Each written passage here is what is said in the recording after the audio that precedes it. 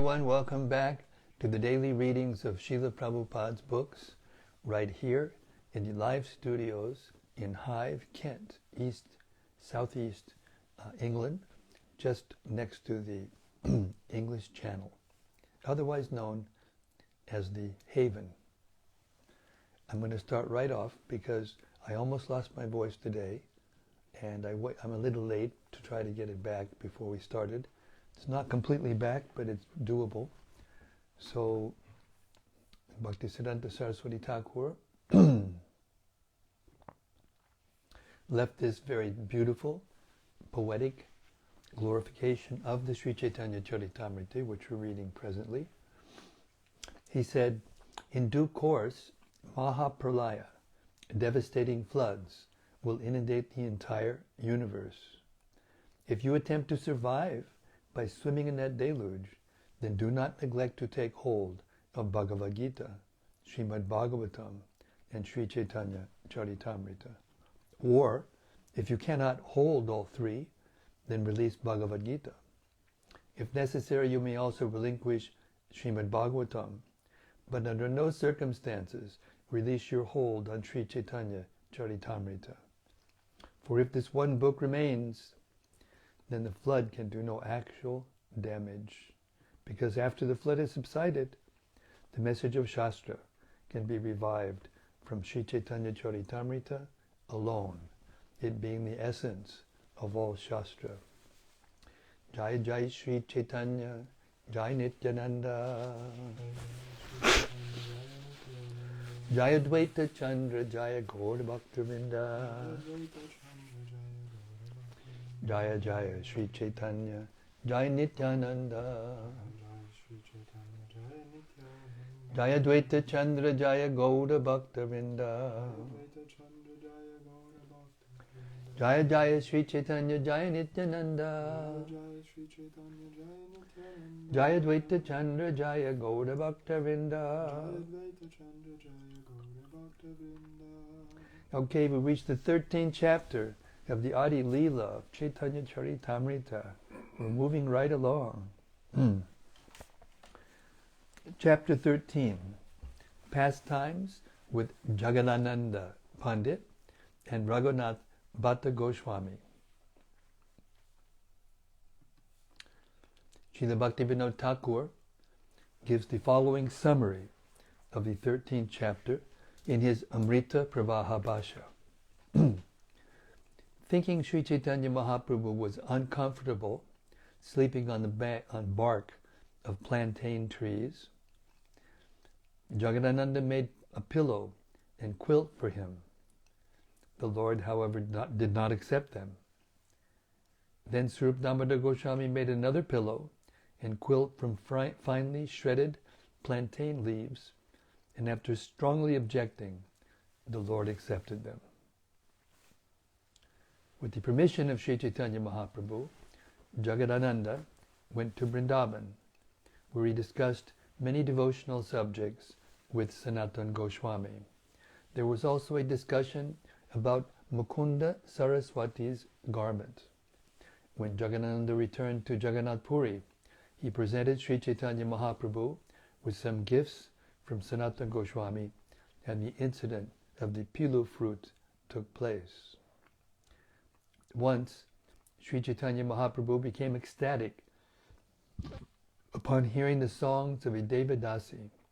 Unaware of who was singing, he ran toward her through thorny bushes. But when Govinda informed the Lord that it was a woman singing, he immediately stopped. By this incident, Chaitanya Mahaprabhu instructed everyone that sannyasis and Vaishnavas should not hear women singing. When Raghunātha Bhaṭṭa Goswami left Varanasi on his way to Jagannath Puri, after completing his education, he met Ramadas Vishwas Pandit. Vishwas Pandit was very proud of his education, and being an impersonalist, he was not very well received by Sri Chaitanya Mahaprabhu. A summary of the life of Raghunātha Bhaṭṭa Goswami ends this chapter. How many verses do we have?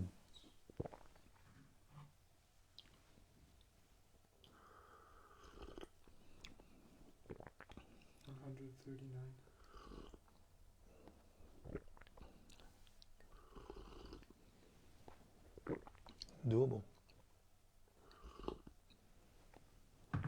Depending on the purports. Okay, text 1. Let me take shelter at the lotus feet of Lord Gaurachandra.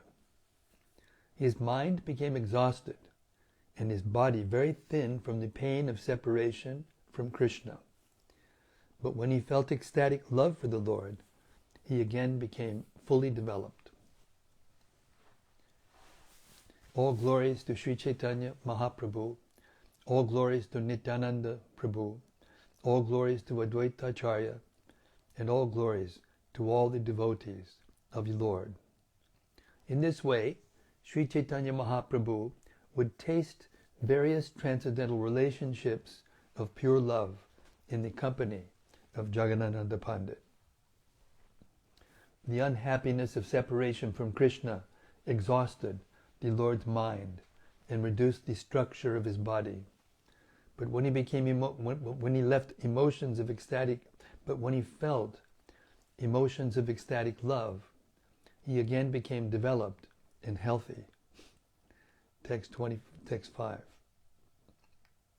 Because he was very thin, when he laid down to rest on the bank, the dry bark of plantain leaves, it caused him pain in his bones. Text 6. All the devotees felt very unhappy to see Sri Chaitanya Mahaprabhu in pain. Indeed, they could not tolerate it. Then Jagadānanda Pandit devised a remedy. He acquired some fine cloth and colored it with red oxide. Then he filled it with cotton from a shingula tree. In this way he made a quilt and a pillow, which he then gave to Govinda, saying, "Ask the Lord to lie on this." Jagadānanda said to Swarup Damodar Gosvāmī, "Today please personally persuade Sri Chaitanya Mahaprabhu to lie down on the bed." Text 10. When it was time for the Lord to go to bed, Swarup Damodar stayed nearby. But when Sri Chaitanya Mahaprabhu saw the quilt and pillow, he was immediately very angry. The Lord inquired from Govinda, "Who has made this?" When Govinda named Jagadānanda Pandit, Sri Chaitanya Mahaprabhu was somewhat fearful. Text 12. After asking Govinda to put aside the quilt and pillow, the Lord laid down on the dry plantain bark. 13. Swarup Damodar said to the Lord, "I cannot contradict your supreme will, my Lord. But if you do not accept the bedding, Jagadānanda Pandit will feel great unhappiness." 14. Sri Chaitanya Mahaprabhu replied, "You might as well bring a bedstead here for me to lie on. Jagadānanda wants me to enjoy material happiness. I am in the renounced order, and therefore I must lie on the floor. For me to use a bedstead, quilt, or pillow would be very shameful." When Swarup Damodar returned and related all these incidents, Jagadānanda Pandit felt very unhappy. 17. Then Swarup Damodar Gosvāmī devised another method. First, he secured a large quantity of dry banana leaves. 18. Then he tore the leaves into very fine fibers with his nails and filled 2 of Sri Chaitanya Mahaprabhu's outer garments with the fibers. In this way, Swarup Damodar made some bedding and a pillow, and after much endeavor by the devotees, Sri Chaitanya Mahaprabhu accepted them. Everyone was happy to see the Lord lie down on that bed, but Jagadānanda was inwardly angry, and externally he appeared very unhappy. Formerly, when Jagadānanda Pandit had desired to go to Vrindavan, Sri Chaitanya Mahaprabhu had not given his permission, and therefore he could not go. Now, concealing his anger and unhappiness, Jagadānanda Pandit again asked Chaitanya Mahaprabhu for permission to go to Mathura. With great affection, Sri Chaitanya Mahaprabhu said, "If you are angry with me when you go to Mathura, you will merely become a beggar and criticize me." 24. Grasping the Lord's feet, Jagadānanda Pandit then said, "For a long time I have desired to go to Vrindavan. I could not go without your Lordship's permission. Now you must give me permission, and I shall certainly go there." Because of affection for Jagadānanda Pandit, Sri Chaitanya Mahaprabhu would not permit him to depart. But Jagadānanda Pandit repeatedly insisted that the Lord give him permission to go. Jagadānanda then submitted a plea to Swarup Damodar Gosvāmī. For a very long time, he said, I have wanted to go to Vrindavan. 28. I cannot go there, however, without the Lord's permission, which at present he denies me. He says, "You are going because you are angry at me." 29. Naturally, I have a desire to go to Vrindavan. Therefore, please humbly request him to grant his permission. Text 30. Thereafter, Swarup Damodar Gosvāmī submitted this appeal at the lotus feet of Chaitanya Mahaprabhu. Jagadānanda Pandit intensely desires to go to Vrindavan. He begs your permission again and again. Therefore, please permit him to go to Mathura and then return. If you permitted him to go see Mother Shachi in Bengal, and you may similarly permit him to go see Vrindavan and then return here. At the request of Swarup Damodar Gosvāmī, Sri Chaitanya Mahaprabhu granted Jagadānanda Pandit permission to go. The Lord sent him and instructed him as follows. You may go as far as Varanasi without encountering disturbances. But beyond Varanasi, you should be very careful to travel on the path in the company of the Kshatriyas. Purport.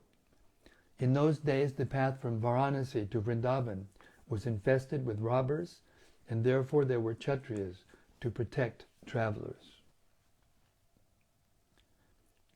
Purport. 35. As soon as the plunderers on the road see a Bengali traveling alone, they take everything from him, arrest him, and do not let him go. Purport. Bengalis are generally not very stout and strong.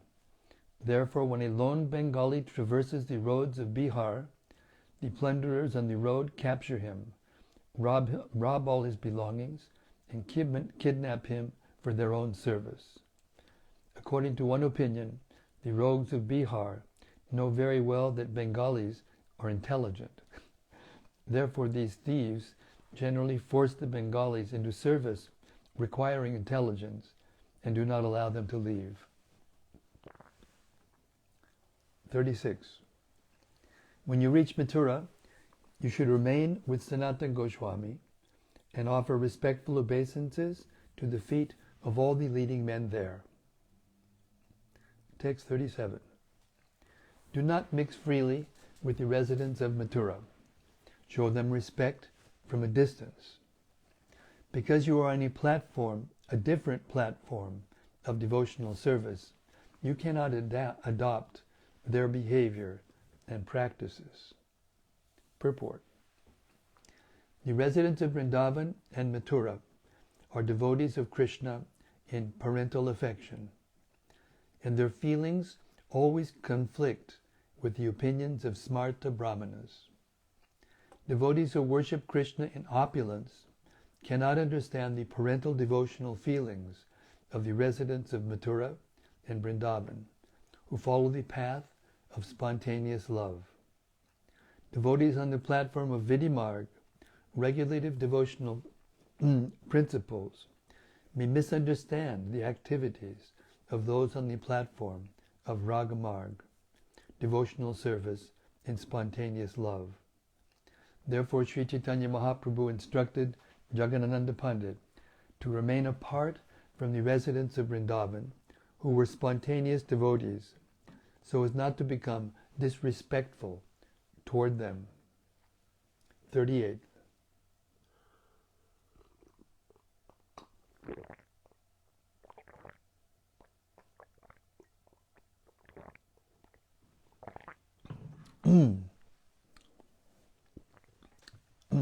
Chaitanya Mahaprabhu is continuing.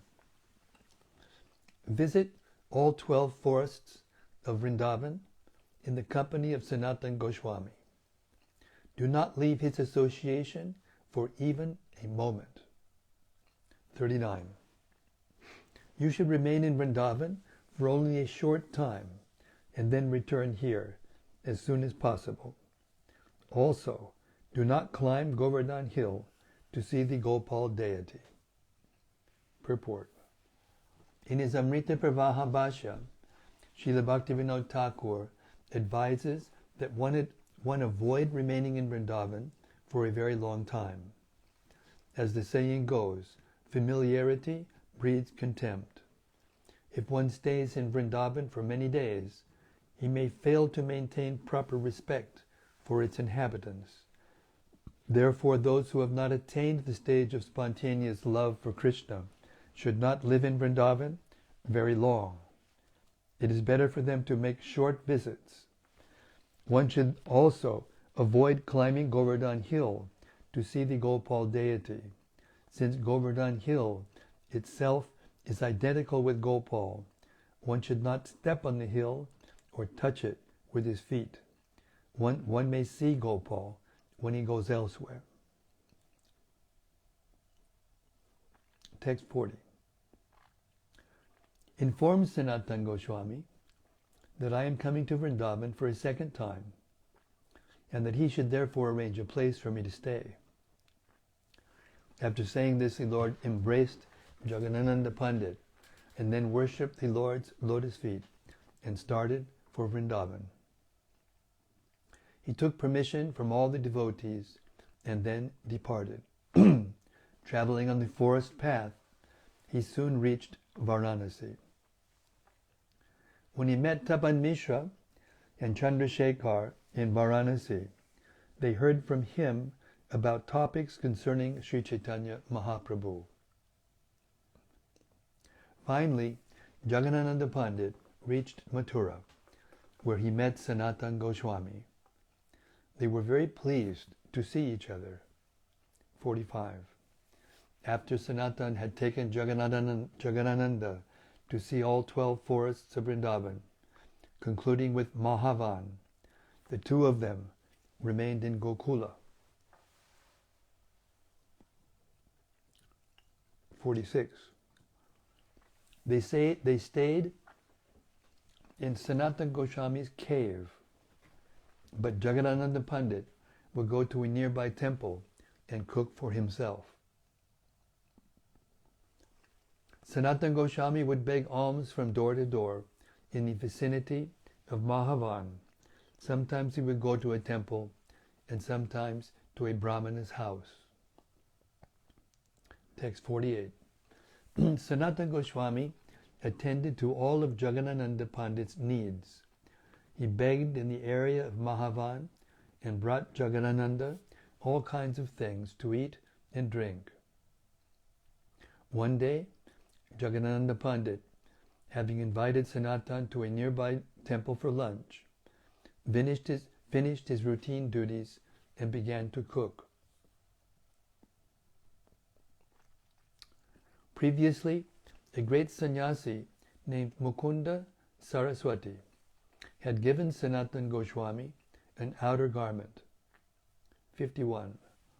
Sanatana Gosvāmī was wearing this cloth bound about his head when he came to Jagadānanda Pandit's door and sat down. Assuming the reddish cloth to be a gift from Sri Chaitanya Mahaprabhu, Jagadānanda Pandit was overwhelmed with ecstatic love. Thus he questioned Sanatana Gosvāmī. "Where did you get that reddish cloth over your head?" Jagadānanda asked. Sanatana Gosvāmī replied, "Mukunda Saraswati gave it to me." Hearing this, Jagadānanda immediately became very angry and took a cooking pot in his hand, intending to beat Sanatana Gosvāmī. Now you know why Lord Chaitanya gave him that advice.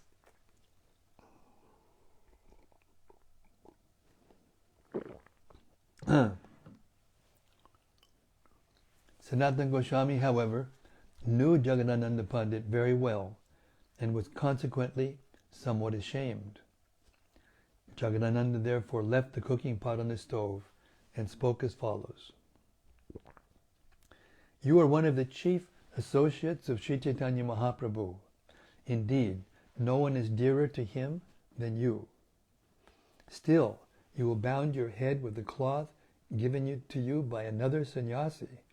Who can tolerate such behavior?"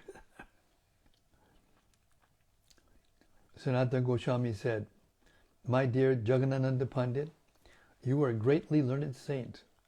No one is dearer to Sri Chaitanya Mahaprabhu than you. This faith in Sri Chaitanya Mahaprabhu quite befits you. Unless you demonstrate it, how could I learn such faith? My purpose in binding my head with the cloth has now been fulfilled because I have personally seen your uncommon love for Sri Chaitanya Mahaprabhu. This saffron cloth is unfit for a Vaishnava to wear. Therefore, I have no use for it. I shall give it to a stranger."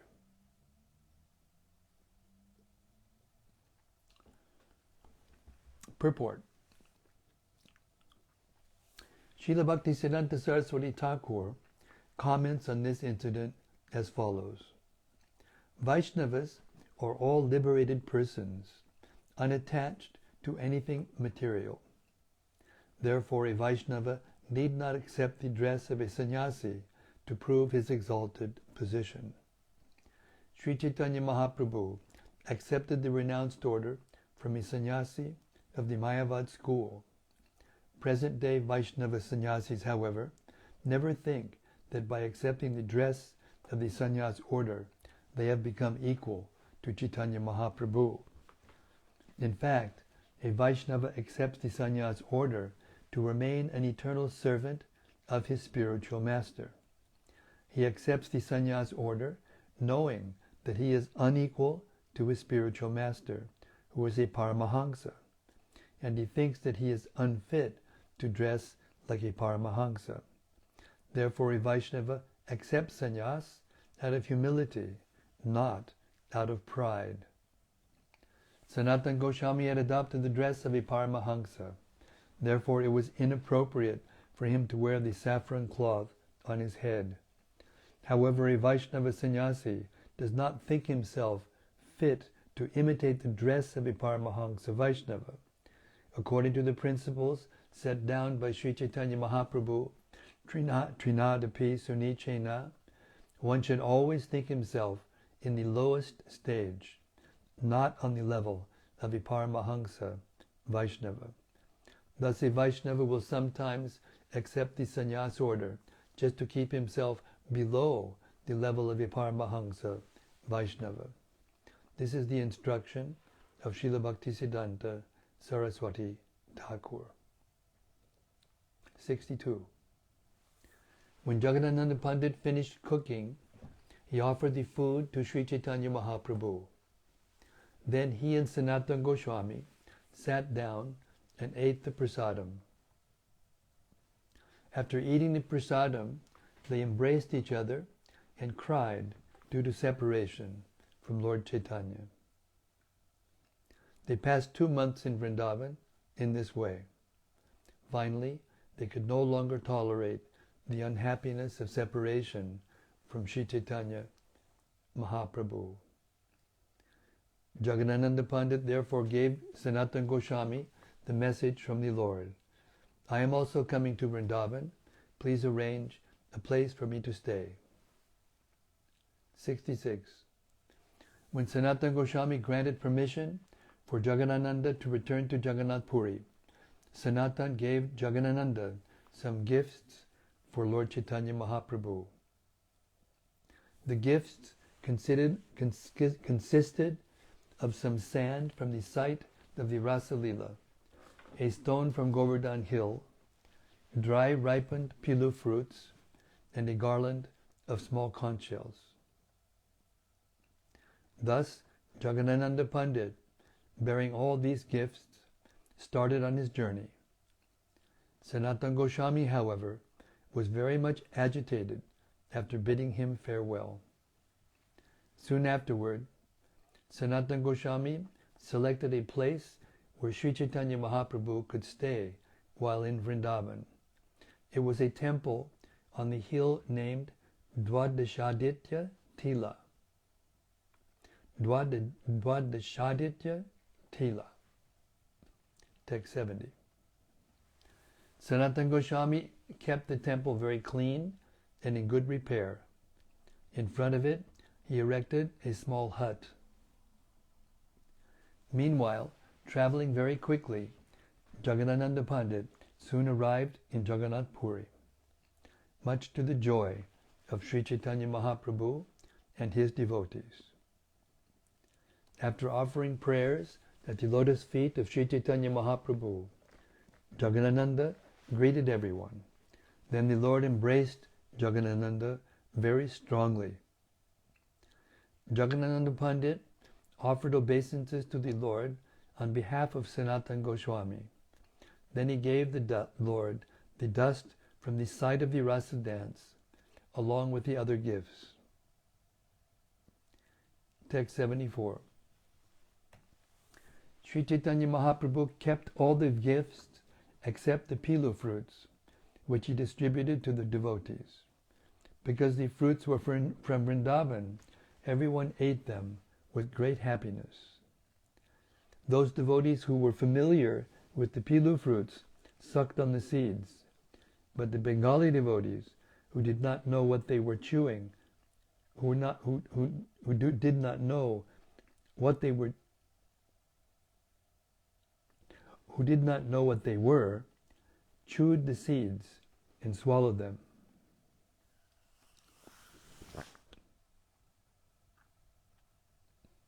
The hot chili-like taste burned the tongues of those who chewed the seeds. Thus the eating of pilu fruits from Vrindavan became a pastime of Sri Chaitanya Mahaprabhu's. When Jagadānanda Pandit returned from Vrindavan, everyone was jubilant. Thus Sri Chaitanya Mahaprabhu enjoyed his pastimes while residing at Jagannath Puri. One day, when the Lord was going to the temple of Yameshwar, a female singer began to sing in the Jagannath temple. She sang a Gujari tune in a very sweet voice, and because the subject was Jayadev Goswami's Gita Govinda, the song attracted the attention of the entire world. Hearing the song from a distance, Sri Chaitanya Mahaprabhu immediately became ecstatic. He did not know whether it was a man or a woman singing. As the Lord ran in ecstasy to meet the singer, thorny hedges pricked his body. Govinda ran very quickly behind the Lord, who did not feel any pain from the pricking of the thorns. Sri Chaitanya Mahaprabhu was running very rapidly, and the girl was only a short distance away. Just then, Govinda caught the Lord in his arms and cried, "It is a woman singing." As soon as he heard the word woman, the Lord became externally conscious and turned back. "My dear Govinda," he said, "you have saved my life. If I had touched the body of a woman, I would certainly have died." 86. "I shall never be able to repay my debt to you." Govinda replied, "Lord Jagannath has saved you. I am insignificant." Sri Chaitanya Mahaprabhu replied, "My dear Govinda, You should stay with me always. There is danger anywhere and everywhere. Therefore you should protect me very carefully. After saying this, Sri Chaitanya Mahaprabhu returned home. When Swarup Damodar Goswami and the Lord's other attendants heard about the incident, they became very much afraid. 89. During this time, Raghunātha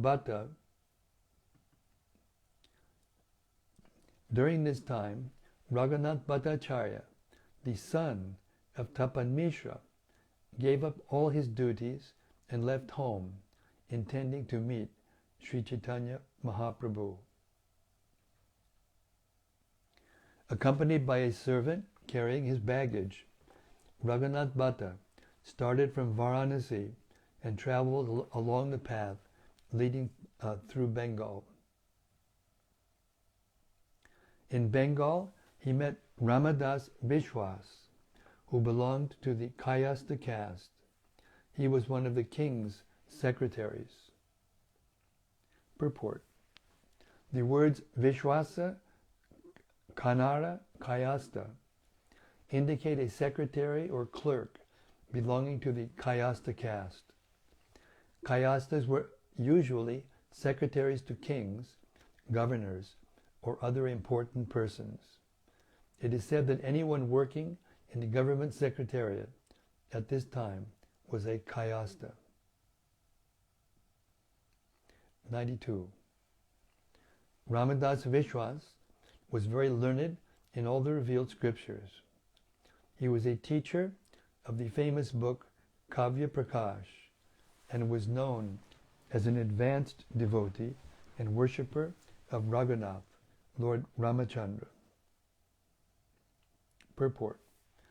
Commenting on the word Parama Vaishnava, Srila Bhaktivinoda Thakur says that anyone who desires to merge into the existence of the Lord cannot be a pure Vaishnava, but that because Ramadas Vishwas was a great devotee of Lord Ramachandra, he was almost a Vaishnava. In those days, no one could distinguish between a pure Vaishnava and a pseudo-Vaishnava. Therefore Ramadas Vishwas was known as a Vaishnava because he worshipped Lord Ramachandra. Text 93. Ramadas had renounced everything and was going to see Lord Jagannath. While traveling, he chanted the holy name of Lord Rama 24 hours a day. When he met Raghunātha Bhatta on the way, he took Raghunāth's baggage on his head and carried it. Ramadasa served Raghunātha Bhatta in various ways, even massaging his legs. Raghunātha Bhatta felt some hesitation in accepting all this service. You are a respectable gentleman, a learned scholar, and a great devotee, Raghunātha Bhatta said. Please, do not try to serve me. Just come with me in a happy mood. Ramadas replied, I am a Shudra, a fallen soul. To serve a Brahmana is my duty and religious principle. Therefore, please, do not be hesitant. I am your servant, and when I serve you, my heart becomes jubilant. Text 99. Thus Ramadas carried the baggage of Raghunātha Bhatta and served him very sincerely. He constantly chanted the holy name of Lord Ramachandra day and night. Traveling in this way, Raghunātha Bhatta soon arrived at Jagannath Puri. There he met Sri Chaitanya Mahaprabhu and with great delight, and fell down at his lotus feet. Raghunātha Bhatta fell straight as a rod at the lotus feet of Sri Chaitanya Mahaprabhu. Then the Lord embraced him, knowing well who he was. Raghunātha offered respectful obeisances to Sri Chaitanya Mahaprabhu on behalf of Tapan Mishra and Chandrasekhar, and the Lord also inquired about them. 103. It is very good that you have come here, the Lord said. Now go see the lotus-eyed Lord, Jagannath. Today you will accept prasadam here at my place. 104. The Lord asked Govinda,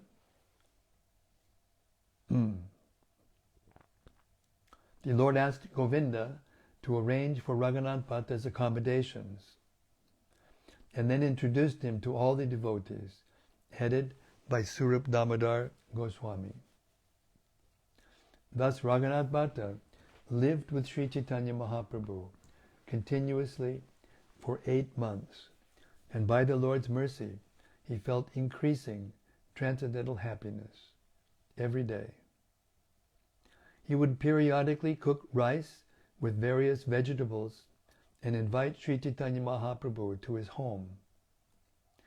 Raghunātha Bhatta was an expert cook.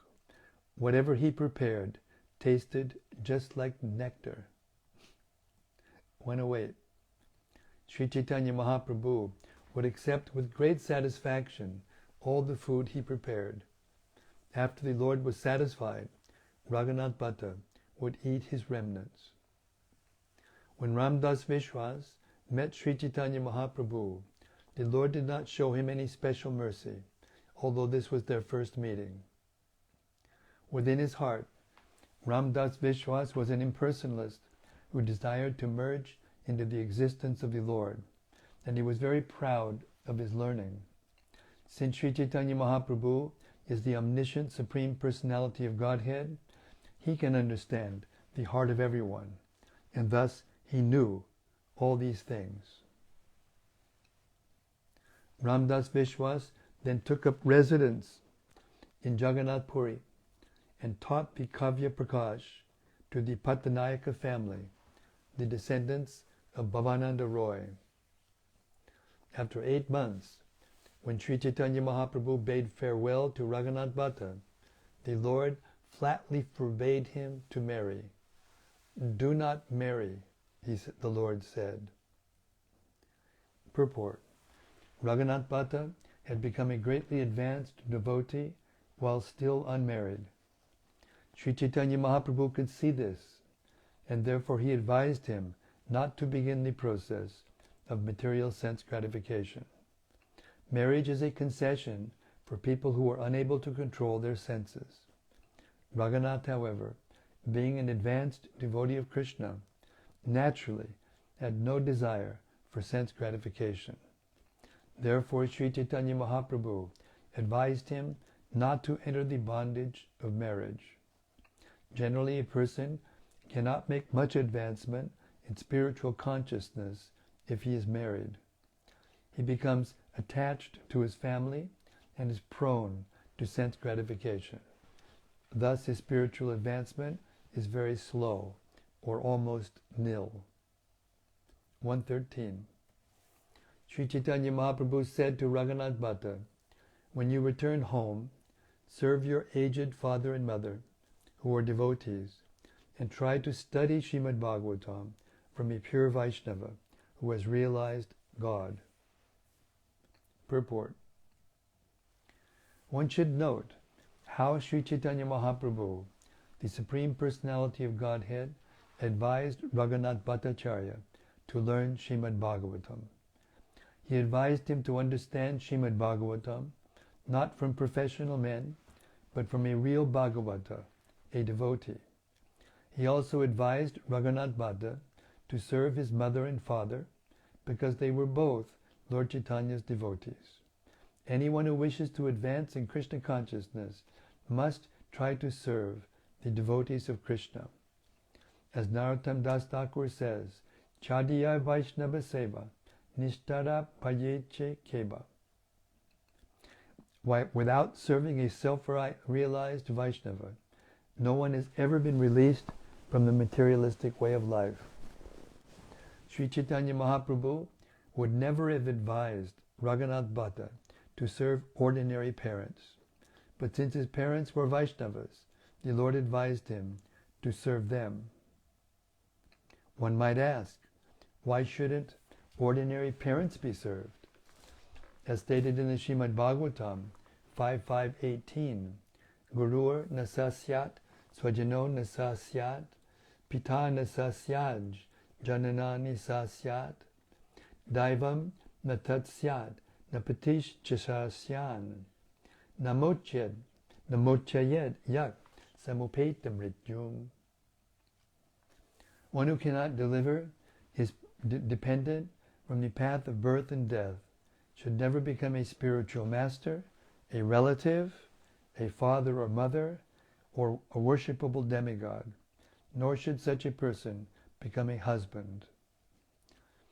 Everyone naturally gets a father and mother at the time of birth, but the real father and mother are those who can release their offspring from the clutches of imminent death. This is possible only for parents advanced in Krishna consciousness. Therefore, any parents who cannot enlighten their offspring in Krishna consciousness cannot be accepted as a real father and mother. The following verse from the Bhakti Rasamrita Sindhu 1-200 confirms the uselessness of serving ordinary parents. One should perform only those activities, either worldly or prescribed by Vedic rules and regulations, which are favorable for the cultivation of Krishna consciousness. Oh, very interesting. One should perform only those activities, either worldly or prescribed by Vedic rules and regulations, which are favorable for the cultivation of Krishna consciousness. Concerning the study of Srimad Bhagavatam, Sri Chaitanya Mahaprabhu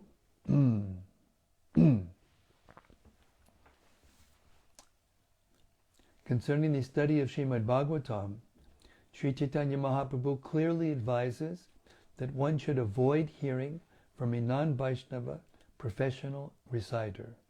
In this connection, Sanatana Gosvāmī quotes a verse from the Padma Purana. Avaishnava mukhod girnam putam harikatamritam shravanam naiva kartavyam sarpochishtam yata payaha. No one should hear or take lessons from a person who is not a Vaishnava. Even if he speaks about Krishna, such a lesson should not be accepted, for it is like milk touched by the lips of a serpent. Nowadays, it is fashionable to observe Bhagavat Saptaha and hear Srimad Bhagavatam from persons who are anything but advanced devotees or self-realized souls. There are even many Mayavadis who read Srimad Bhagavatam to throngs of people.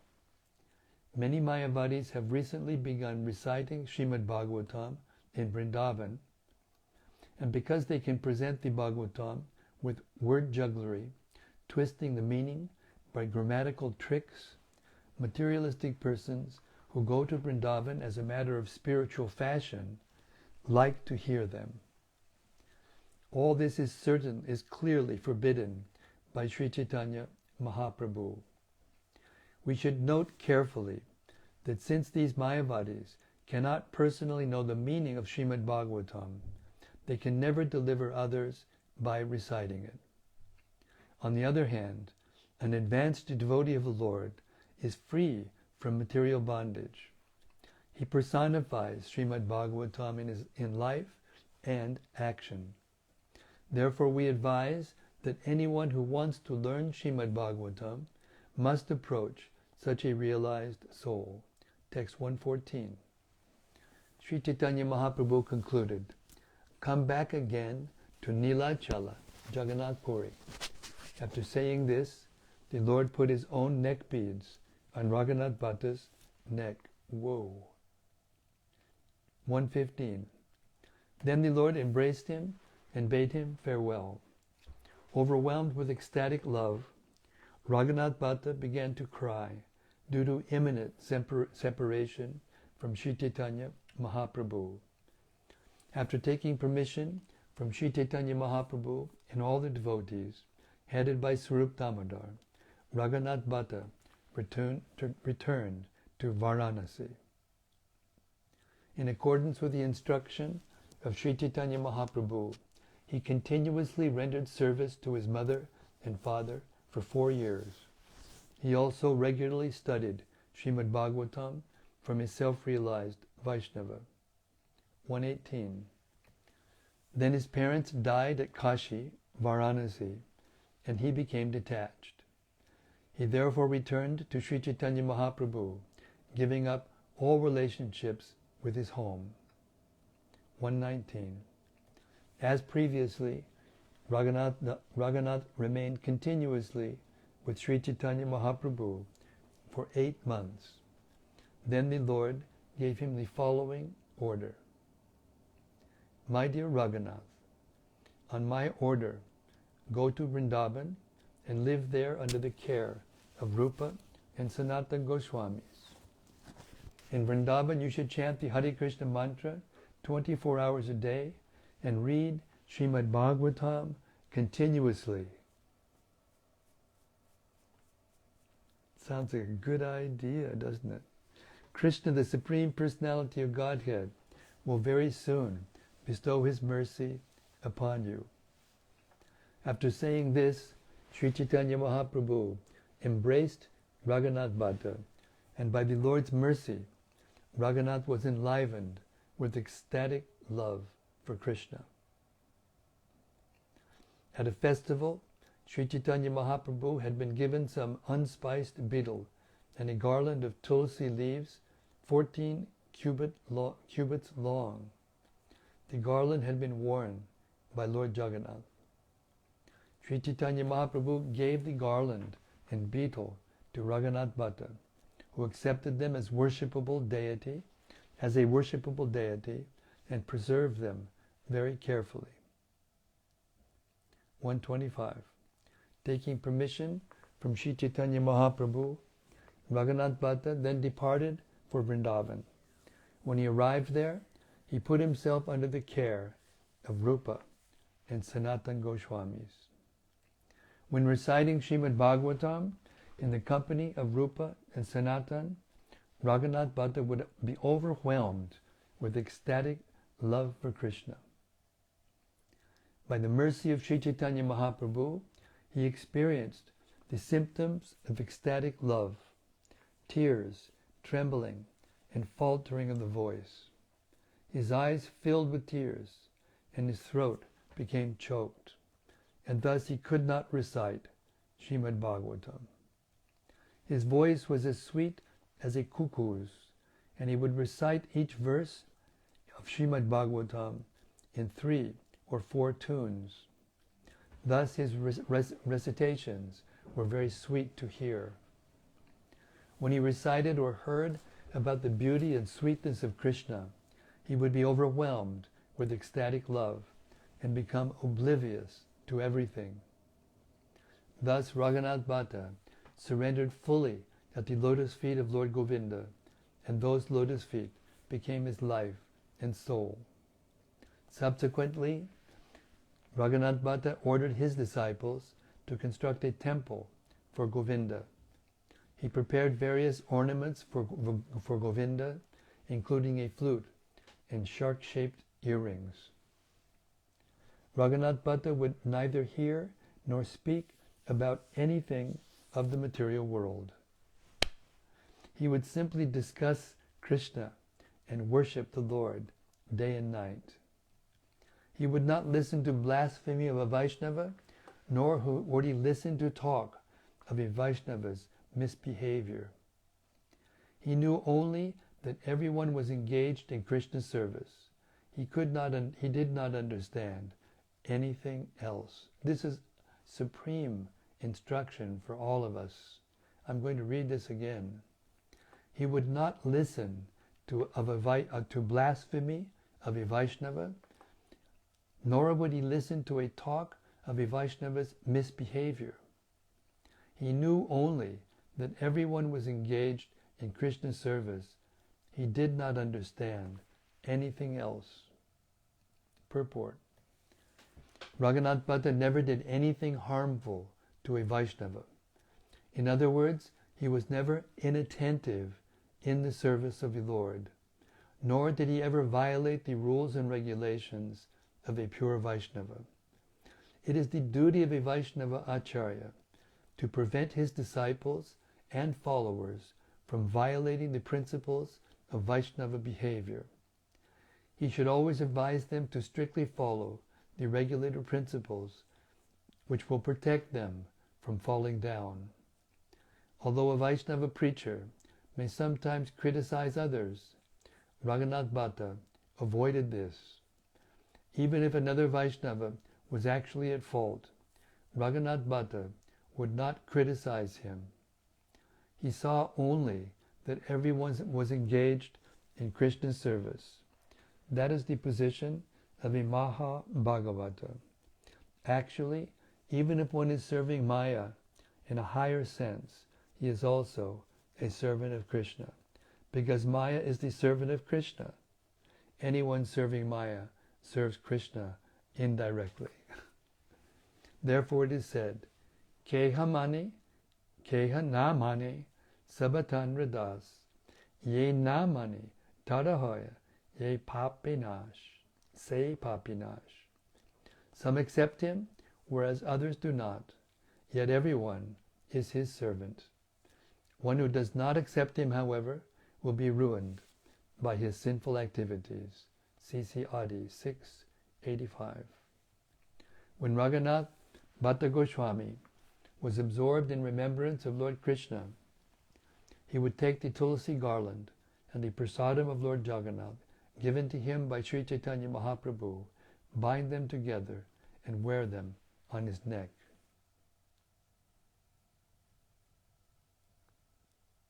(135) Thus I have described the powerful mercy of Sri Chaitanya Mahaprabhu, by which Raghunātha Bhaṭṭa Gosvāmī remained constantly overwhelmed with ecstatic love for Krishna. In this chapter I have spoken about three topics: Jagadānanda Pandit's visit to Vrindavan, Sri Chaitanya Mahaprabhu's listening to the song of the Devadasi at the temple of Jagannath, and how Raghunātha Bhaṭṭa Gosvāmī achieved ecstatic love of Krishna by the mercy of Chaitanya Mahaprabhu. Sri Chaitanya Mahaprabhu, Gaur Hari, bestows ecstatic love for Krishna upon anyone who hears all these topics with faith and love. Shri Rupa Raghunātha Pariyara Ash, Caitanya-caritāmrta, Kahe Krishna Das. Praying at the lotus feet of Shri Rupa and Shri Raghunātha, always desiring their mercy, I, Krishna Das, narrate Sri Caitanya-caritāmrta, following in their footsteps. Thus end the Bhaktivedanta purports to Sri Caitanya-caritāmrta, Antya-līlā, 13th chapter, describing Jagadānanda Pandit visit to Vrindavan, the Lord's hearing the song of the Devadasi, and Raghunātha Bhaṭṭa Gosvāmī's achieving love for Krishna. Sri Chaitanya Mahaprabhu's eternal pastimes ki jai. Sri Raghunātha Bhaṭṭa Gosvāmī ki jai. Sri Jagadānanda Pandit ki jai. Raghunātha Bhaṭṭa Gosvāmī ki jai. The devotional servant for Raghunātha Bhaṭṭa Gosvāmī ki jai. Gaur Premanandi, Hari Hari Bol. May we all attain ecstatic love of Krishna by hearing these pastimes of Sri Chaitanya Mahaprabhu and these ever liberated souls. Hare Krishna. So we'll stop tonight. I know my voice is a little weak today, but anyway, I couldn't stop reading it I had to get to the end of the chapter. But Hare Krishna. So please let us hear some reflections and comments and discussion by the devotees. Hare Krishna.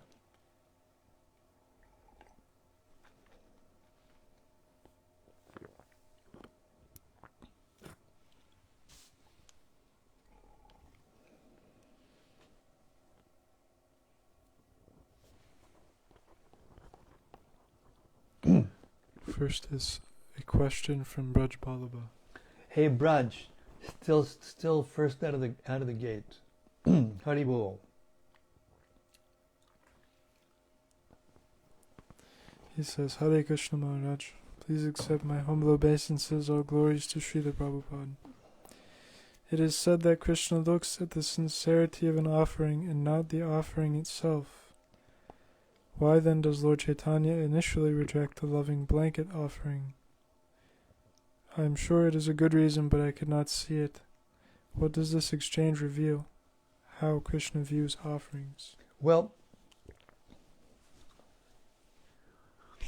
Sri Chaitanya Mahaprabhu came to this world to distribute Krishna consciousness,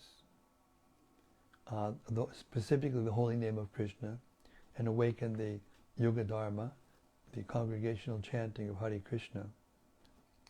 But he also had a very strong desire to deliver persons who were fallen, not in the sense of materially fallen, but especially great philosophers and smarta brahmanas, and because he was trying to start his movement going, just like Lord Chaitanya when he went to India.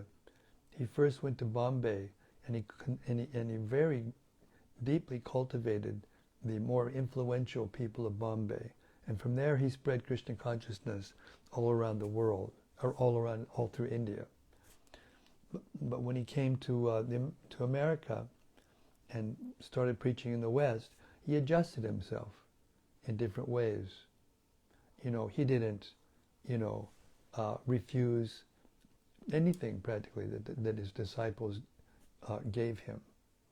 And so it's the duty of the Acharya, because one of the other thing he did was he was trying to set an example of perfect devotional service in the position that he was in, which was a sannyasi in the renounced order of life, and he was doing it to the extreme to set the example for future, and especially in that time and circumstance, because everyone was very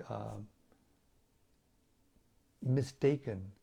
We heard about it in part of this today's reading, how persons were not. No one could discriminate who was a Vaishnava and who was not, because they would sometimes, like this Mukunda Saraswati, he was always chanting Ram Ram. No, that wasn't Mukunda Saraswati. That was someone else. That was Rama Vishwas. He was always chanting Ram Ram Ram, and so everyone accepted him as a Vaishnava. But in his heart, he was a Mayavadi.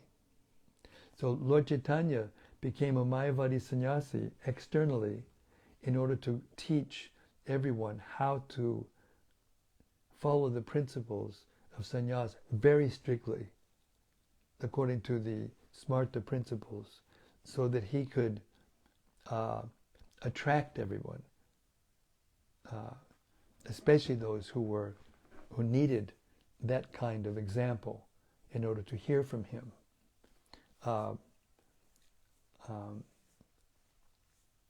Sarvabhauma Bhattacharya was one, Prakashana Saraswati was another, and there were others that he influenced who had very strict principles of renunciation.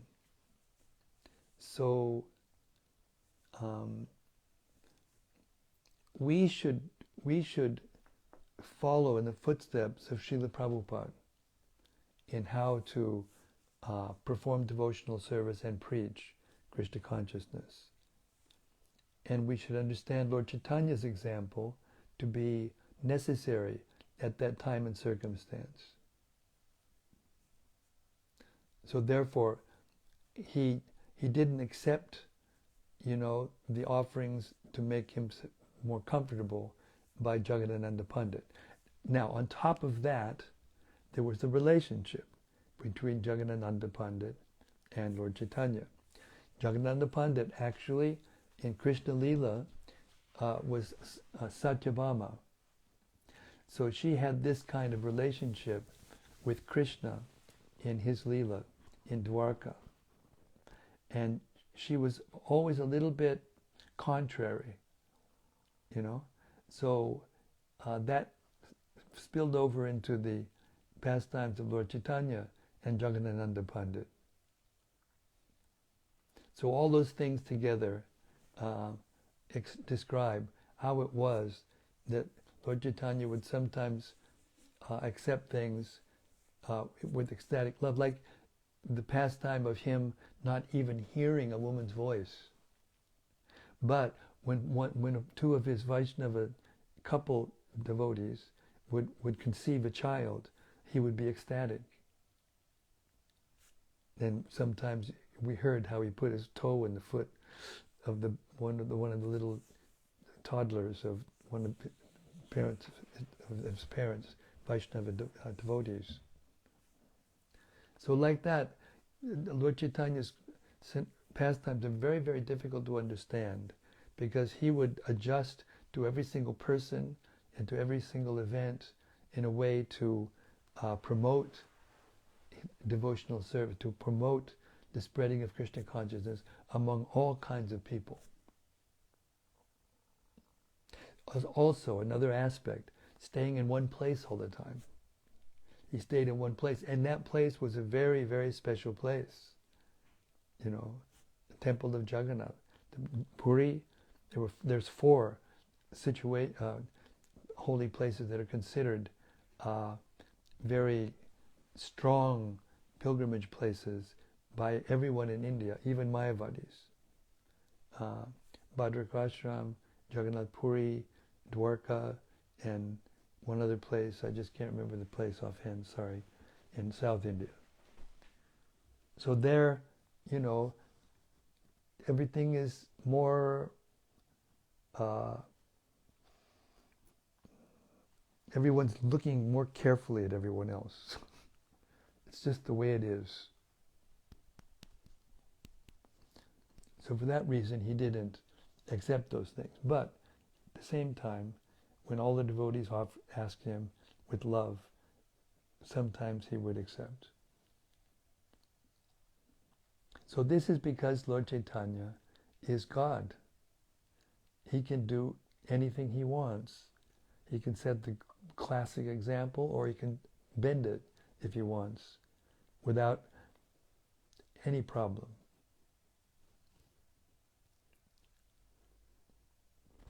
That's all I can think of. Hare Krishna. Thanks for that great question, Braj. Next is something from Yadutama Das. Hare Krishna Yadutama.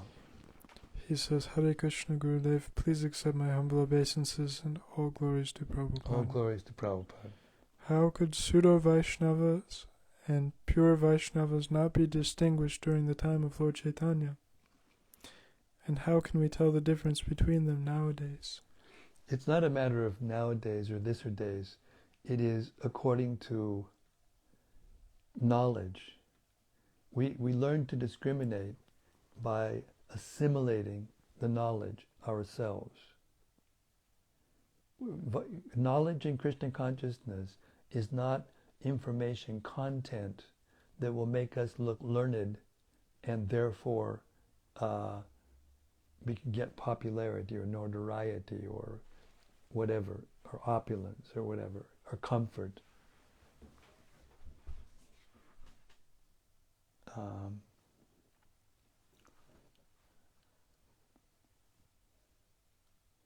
So therefore Prabhupada, when we first went to India, Prabhupada was very careful with us, you know. He didn't allow us to mix, just like he didn't allow Jagadānanda Pandit to mix with the Brajvasis, because he was in a different mood. The devotees in Vrindavan were in spontaneous relationship with Krishna. they saw him as their little boy, parental, mentioned in the purports, the parental mood. And Jagannath Pandit was more in opulence, because he was Satyabhama coming from Dwarka, in Krishna-līlā. So that was his mood in devotional service. And therefore, he was advised by Lord Chaitanya not to associate, not to get close with the Brajbasis at all, because he would criticize them, right? And then make offenses, and then be in trouble spiritually.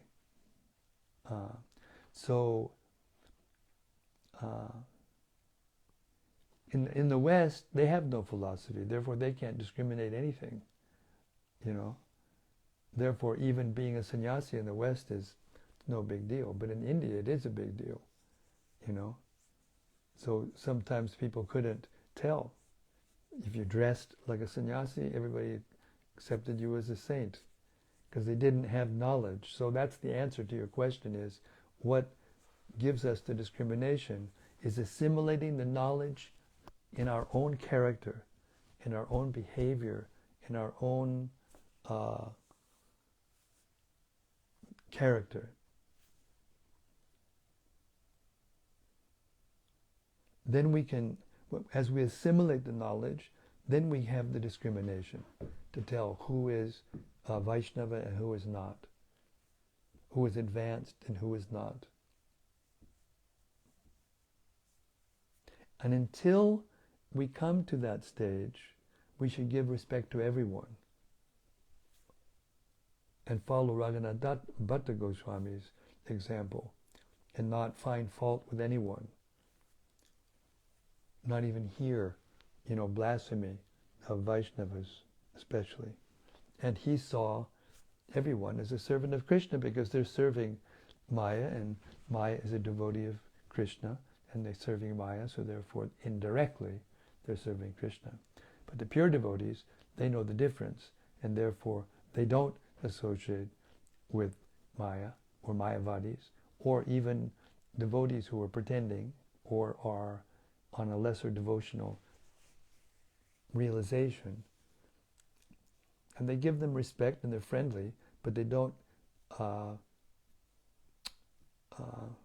associate intimately with them, because they're afraid of becoming influenced and losing their spiritual stature.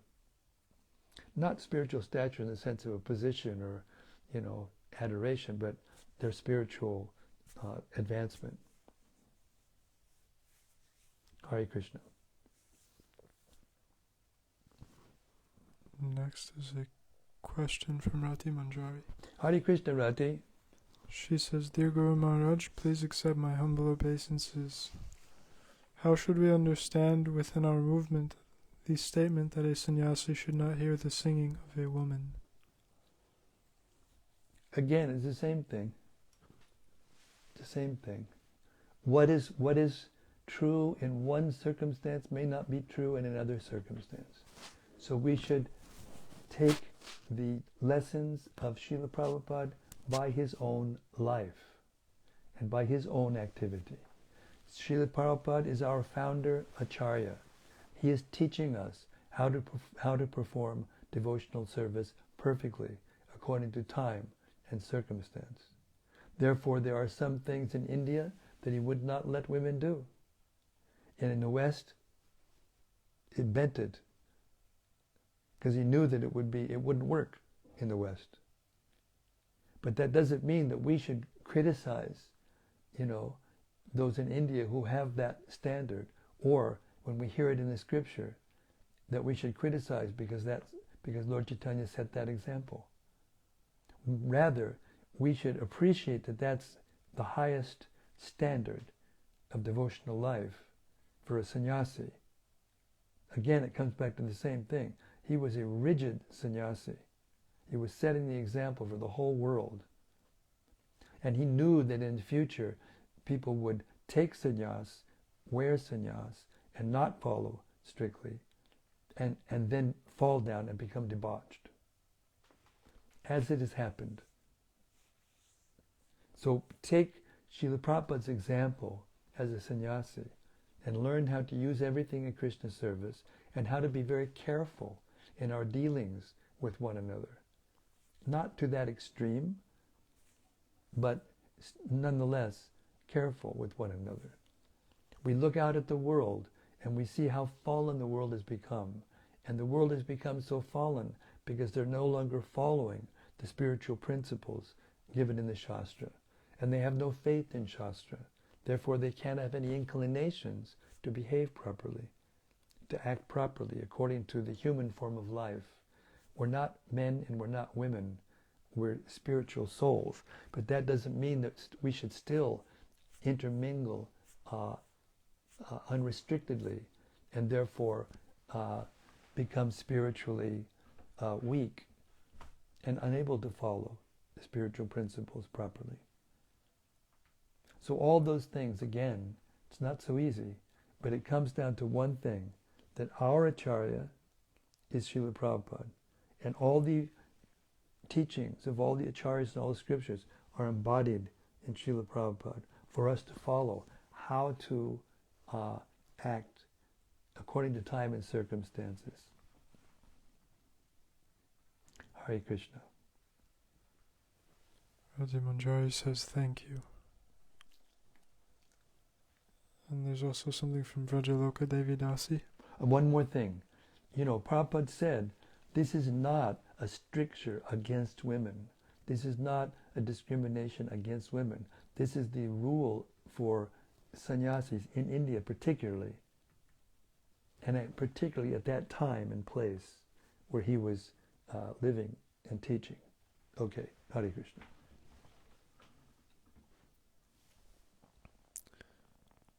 So Vrajaloka Devidasi says, Hare Krishna, dear Guru Maharaj, please accept my humble obeisances, O Hare glories Krishna, to Vrajaloka. Srila Prabhupada. It was very helpful to hear today about what is the formula to avoid criticism and fault-finding. Prabhupada said in the purport of verse 133 that this is the position of a Mahabhagavat when someone only sees that everyone is doing Krishna's service. How can we follow the footsteps of these Mahabhagavats without imitating their elevated state of mind? Your servant.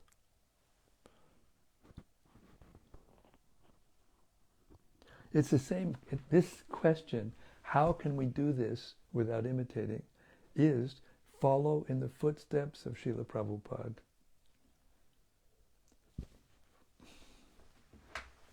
Hare Krishna.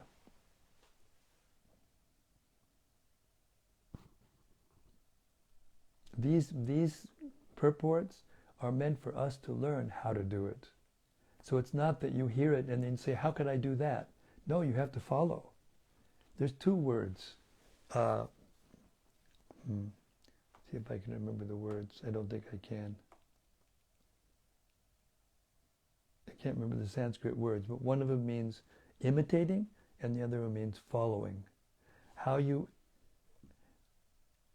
learn how not to imitate is to follow the instructions of your spiritual master and especially the founder Acharya, of this Shiksha Guru of all of us. So then you can say, well, how can I apply it? Oh my God, you got how many volumes, how many pages of books to read, to assimilate, to learn, to aspire. The first thing to do is to develop a desire. How can we go there and not imitate, but try to follow? By the desire. We cultivate the desire. Just by hearing these books day in and day out, we should have a strong desire to do things properly and not to try to imitate. So many people imitated and tried to become Paramahansa sannyasis, at one point. And Srila Prabhupada tolerated it because he needed to spread the movement. And sannyasis are needed to spread the movement. It's part of the Varnashram system. Even in Western world, there are priests and they hold them in a certain level of sanctity, and they're the ones that they go to get advice or moral teachings or whatever. So this is spiritual life. Stay in the association of devotees. Keep preaching and trying to and spread the movement. And when new people come, teach them how to behave. First of all, by explanation, and another way, by example. Example is better than precept. But when you have example and precept, the precept becomes very strong. Therefore, Haridas Thakur, 300,000 names a day, Namacharya. You try to imitate Haridas Thakur, you'll just fall flat in your face. But Prabhupada said to do what? Follow Haridas Thakur. And how do you follow him? You get your assigned number of rounds from your spiritual master and from the founder Acharya if you're in ISKCON, and you follow it. You do it every day, no matter what. Therefore, when Haridas Thakur felt like leaving, it was because he was getting older and he couldn't finish his rounds.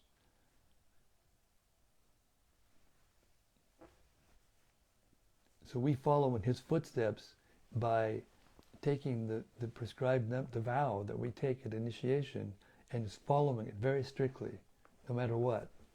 And if we can't sometimes, we feel remorse, we feel regret, we feel and then we stand up and we continue to follow strictly, and making it our goal to follow strictly the rules and regulations.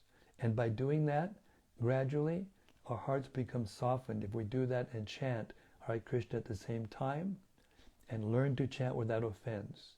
These are the basics of Krishna consciousness that lead us to the perfectional stage and how to follow rather than imitate the great souls. But for us, the founder Acharya, he is the teacher by example for our movement, for the ISKCON movement. Hare Krishna.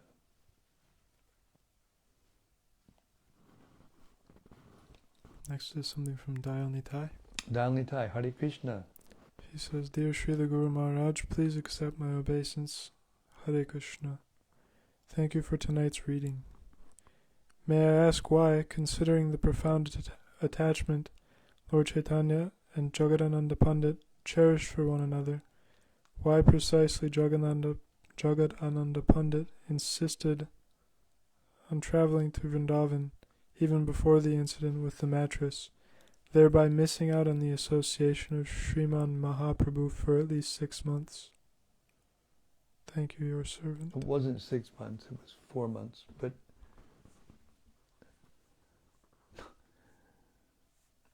why precisely? You can't quantify devotional lives of these personalities in that way. This is the will of Krishna. It's the will of Chaitanya Mahaprabhu. Why he did that was to try to elevate carefully Jagadānanda. Jagadānanda played a role in Lord Chaitanya's movement, and he was so strict with the regular principles that it helped other devotees to be careful. It's sometimes when you need to change something from here to here, you go here, and it changes it. You can't change everything all at once. So Lord Chaitanya did everything that he did was like this. Why did he insist on glorifying all the devotees when somebody came to ask him to tell them about Krishna? Because he wanted to teach that you have to learn the Bhagavatam from the devotees. You have to stay with devotees, you have to live with devotees, you have to learn how to hear the instructions and follow them. Therefore he was very strict with Jagadānanda. Don't go out of Sanatana Gosvāmi's association for a moment. Don't let him out of your sight, because you'll be protected by that association.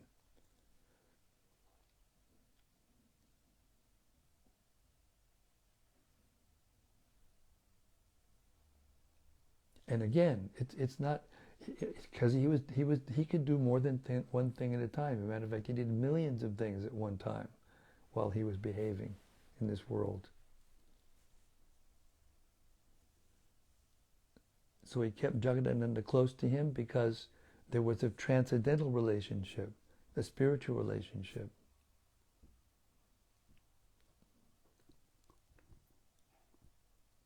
He acted with him according to the mood, according to the rasa that he had with him, according to the relationship that he had with him.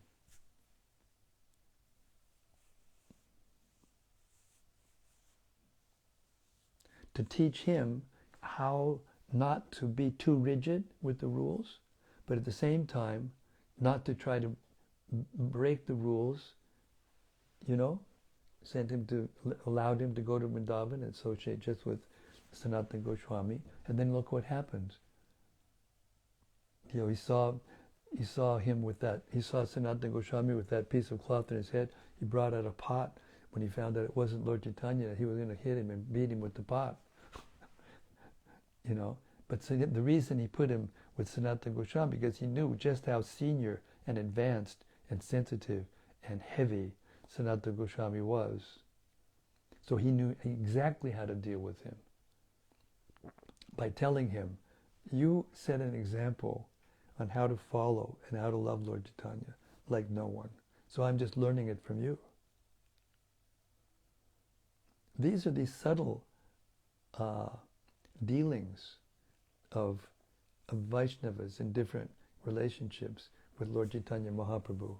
But he's the supreme for everyone. And he reciprocates with each person according to the relationship and mood that they have with him. Therefore, it's very difficult to understand, especially when devotees are eternal associates of the Lord in the spiritual world and just come to be with him and exhibit these relationships in order to teach others.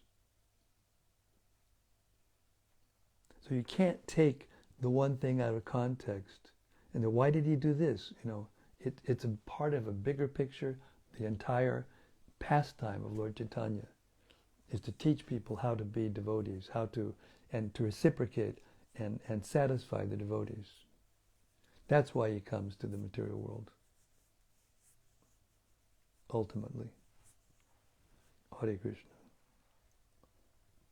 Although Lord Chaitanya had his own personal desires, Krishna had his own personal desires when he came in the form of Lord Chaitanya. And that was to taste, the relationship of Srimati Radharani with him and to understand how it was, what it was, how it was. What was it about Krishna that made her feel like that? What was it about, her that made Krishna feel like that?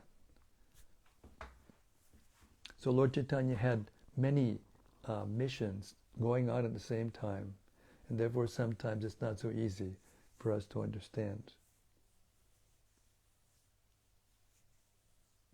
Hare Krishna. Vajraloka and Dayanitai both say thank you very much. You're welcome. Thank you for the lovely questions. And now my voice is actually giving out. Do we have more? One short comment. Short comment, okay.